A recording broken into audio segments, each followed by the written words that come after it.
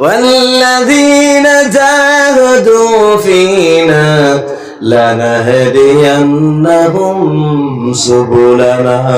জোরে বলুন আল্লাহু আকবার।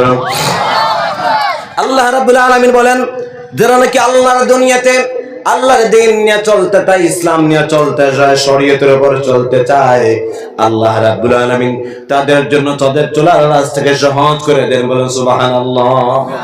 আমার বন্ধু সকল, কিন্তু এই রাস্তায় চলতে গেলে, শরীয়তের সাথে নিজেকে প্রতিষ্ঠিত করতে হলে সর্বপ্রথম শর্ত হচ্ছে আপনার ভিতরে যে ঈমান নামক বস্তুটা রয়েছে, এই ঈমান নামক বস্তুটা খাঁটি হতে হবে।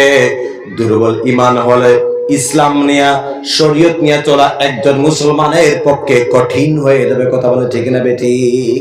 ভিতরে ঈমান যদি পাওয়ারফুল থাকে তবে আপনি শরীয়ত নিয়ে চলতে পারবেন। দুর্বল ঈমান হলে শরীয়তের সাথে চলা সহজ না।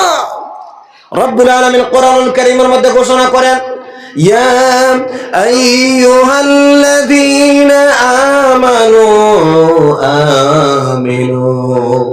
ও তুমি ঈমানদারেরা, তোমরা ভালো করে ঈমান আনো। বলে সুবহানাল্লাহ। রাস্তা বলে সুবহানাল্লাহ। কেমন করে ভালো করে ঈমান আনবে?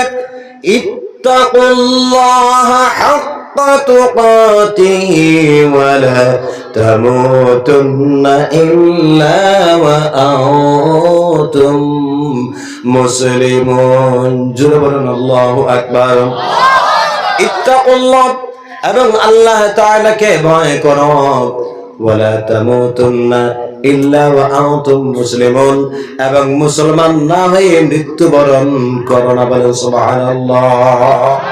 সবাই আস্তে বলেন সুবহানাল্লাহ।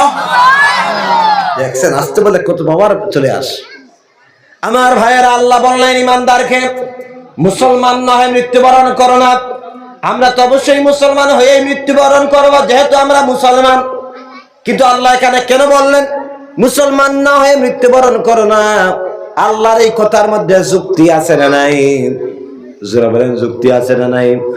বন্ধুগণ, আজকে আমরা কেমন মুসলমান, কেমন মুসলমান মোরা, কেমন মুসলমান, সেই দিকে যাই না।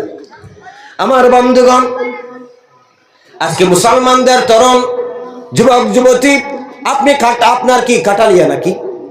কাটলিছড়া আপনি গেলেন, লালা গেলেন, হাইলাকান্দি গেলেন, গুয়াহাটি গেলেন, নাগাল্যান্ড গেলেন, হঠাৎ করে কোন মুসলমানের যুবক, আপনার পরিচিত নয় পরিচিত একজন মানুষ যদি মারা যায়, মারা যাওয়ার পরে ওই মানুষটা মুসলমান কি অমুসলমান, সেই জায়গার মানুষ